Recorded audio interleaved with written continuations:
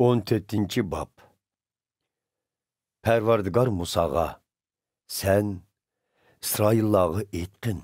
Ula kəynigi burulub, Migdol şəhri bilən deniz arılığıdaki Pi-Hahirot degen yerinin yenida qonup, çedirlerini Bahal Safonğa qarıtıp, deniz boyida tiksun. Bunun bilen Mısır padşayı İsraillar aylanıp yürüp, ahır yoldun adışıp, çölde qamılıp qaldı, deb oylusun. Mən onu cayıllaştırıman. Şunun bilen o, sizlərinin kəyningladın qoğlaydı. O çağda mən Mısır padşayı bilen onun qoşununu yeniməndə, həmmi adam menin qançilik uluqluğumni bilidu. Mısırlıqlamı menin pərverdigar ekenligimni tonup yetidu, dedi. İsraillar Xudanın buyruğunu boyunca o yerde çedirlerini tikdi.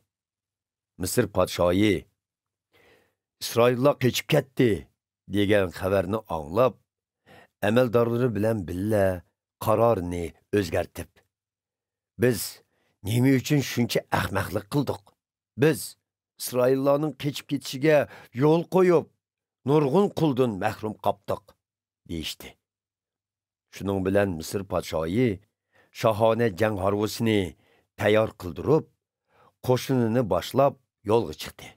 Misrdagi barliq jang harvulardan sirt u yana tanlangan 600 jang harvusini elib mangdi. Her bir jang harvusining lashkar boshlig'i bor edi. Pərverdigar Mısır padşayını cayillashtirdi. Bunun bilen padişah Mısır'dan zafer bilen çıkıp ketiyotgan İsraillarning kaynidin qo'g'ladi. Mısır qo'shini jumladan jang harvulari, otliq lashkarlar va piyoda lashkarlar İsraillarni toki Qizil dengiz bo'yidagi ular chedil qurgan joygacha to'xtamay qo'g'lab bordi. U yer Pi-Hahirotning yanida bo'lib, Bahal Safonning qarshi tarafida edi. İsraillar Mısır padşayı ve onun qo'shinining ularni qo'g'lab kelganligini ko'rish bilan intayin qo'rqib, Pərverdigarga faryod qildi. Ular Musaga, bizni Mısırdan bu yerga elib kelganingiz nemisi? Bizni çöl bayavanda ölsün demakchimisiz?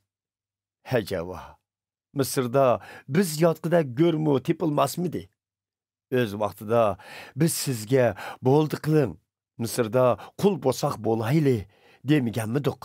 Qul bo'lish hamon çölde o'lgandan yaxshi emasmidi? Deyishdi. Biroq Musa ularga, qo'rqmanglar, tavranmanglar. Bugun sizlar Pərverdigarning sizlarni qandoq qutqizadiganligini ko'rsizlar. Sizlar bugün kögen Mısırlıqlarni ikkinchi kömeysizlar. Pərverdigar sizlar üçün jang qiladi. Sizlar shukturinglar, deb javob qaytardi. Pərverdigar Musaga, manga yelinma, İsraillarga meninglar, deb buyrug'in.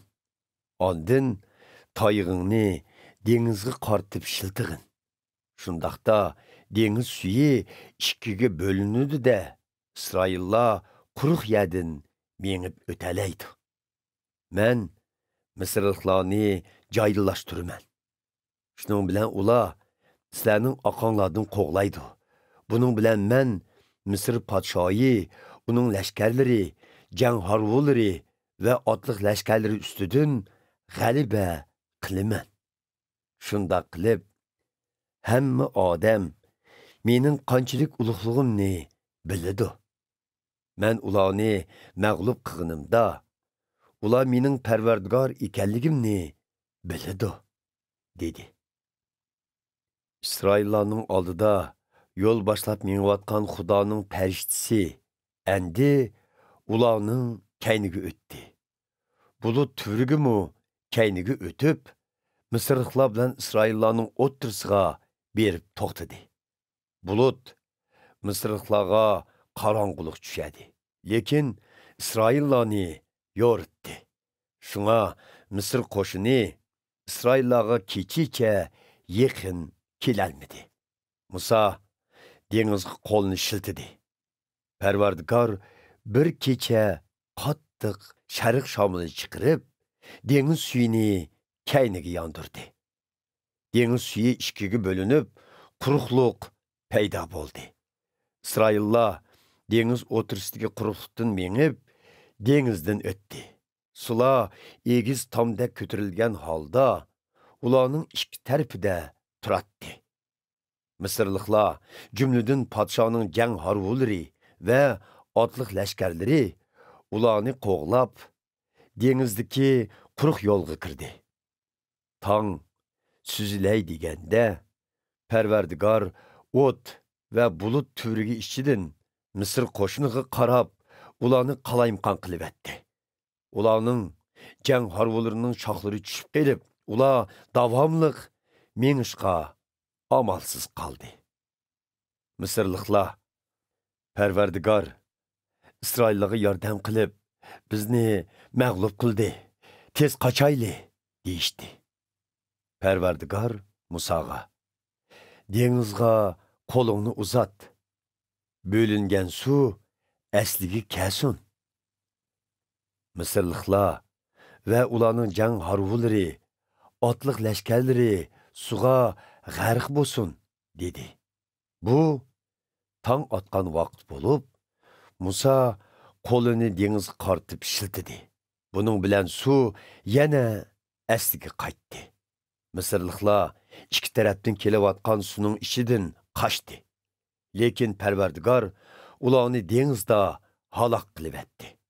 Dengiz suyi asliga qaytib, İsraillarni qo'g'ilgan bütün jang harvulari, otliq lashkarlar va bütün Misr qo'shinlarining birini qoldirmay g'arq qilib etdi. Lekin İsraillar quruq joy bilan dengizdan o'tganda suv xuddi ikki tomda ko'tarilib, ikki tarafga bo'lindi. İsraillar dengiz bo'yida Misrliklarning jasadlarini ko'rganida Parvardigorning o'zlarini ularning qo'ldan qutqizganligini bildi.